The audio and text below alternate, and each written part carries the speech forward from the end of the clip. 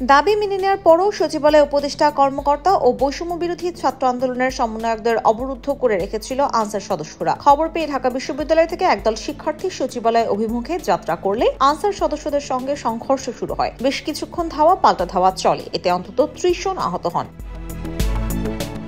শিক্ষার্থীরা লাঠি হাতে সচিবালয়ের উদ্দেশ্যে রওনা দেন। সচিবালয়ে পৌঁছালে আনসার সদস্য ও শিক্ষার্থীদের মাঝে হাতাহাতি হয়। হাতাহাতিতে উভয় পক্ষের বেশ কয়েকজন আহত হয়। সংঘর্ষের শুরুতে উভয় পক্ষ ধাওয়া পাল্টা ধাওয়া করে এবং ইট পাটকেল নিক্ষেপ করে। এক পর্যায়ে কয়েক রাউন্ড গুলির শব্দ শোনা যায়।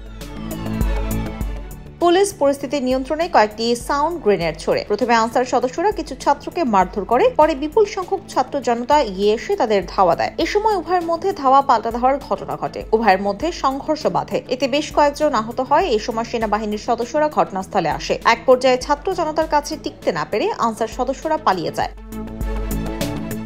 রাত 10টার দিকে ছাত্র জনতার ধাওয়া খেয়ে অনেককে ইউনিফর্ম খুলে দৌড়ে পালিয়ে যেতে দেখা যায়। শিক্ষার্থীদের সঙ্গে সাধারণ জনতাও লাঠি হাতে নেমে পড়েন। ছাত্র জনতার ধাওয়া খেয়ে সচিবালয় এলাকা ছেড়ে যান আনসার সদস্যরা। পালানোর সময় লাঠি দিয়ে আনসার সদস্যদের পিটিয়েছেন ছাত্র জনতা। পরে সেনাবাহিনী সচিবালয় এলাকায় অবস্থান নিলে পরিবেশ শান্ত হয়। আহতদের ঢাকা মেডিকেল কলেজ হাসপাতালে নেওয়া হয়েছে। আনসারদের মারধরে আহত হয়েছে প্রথম আলোর ঢাকা বিশ্ববিদ্যালয়ের প্রতিনিধি আসিফ হাওলাদার। সচিবালয়ের সামনে শিক্ষার্থী ও আনসারদের মধ্যে সংঘর্ষে বৈষম্য বিরোধী ছাত্র আন্দোলনের অন্যতম সমন্বয়ক হাসনাত আব্দুল্লাহ আহত হয়েছেন। এদিকে ডাকসুর সাবেক সমাজসেবা সম্পাদক আক্তার হোসেন বলেন, আনসারেরা ছাত্র ভাইদের অবরুদ্ধ করে রাখে। দেশের ক্রান্তিকালে তারা কাদের উদ্দেশ্য বাস্তবায়ন করতে মাঠে নেমেছে। ছাত্র জনতা তাদের ষড়যন্ত্র প্রতিরোধ করেছে। চাকরি জাতীয়করণের দাবিতে 2 দিন ধরে আন্দোলন করছেন আনসার সদস্যরা। আনসারদের দাবি মেনে নেওয়ার পরও সচিবালয় অবরুদ্ধ করে রাখার জন্য আনসারের সাবেক মহাপরিচালক মেজর জেনারেল একেএম আমিনুল হককে দায়ী করেছেন বৈষম্য বিরোধী আন্দোলনের অন্যতম সমন্বয়ক হাসনাত আব্দুল্লাহ। একেএম আমিনুল হক সাবেক পানি সম্পদ উপমন্ত্রী এনামুল হক শামীমের বড় ভাই।